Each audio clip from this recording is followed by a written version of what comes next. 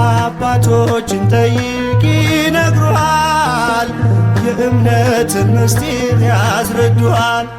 አትለፍ የተዋሕዶን ድንበር በውጪ ተጥለህ እንዳትቀር።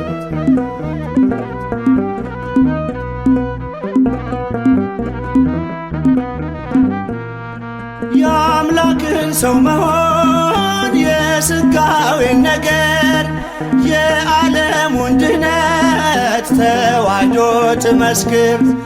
ያለ መደባለቅ ያለ መቀላቀል ሥጋን መዋሃዱን ከማርያም ድንግል።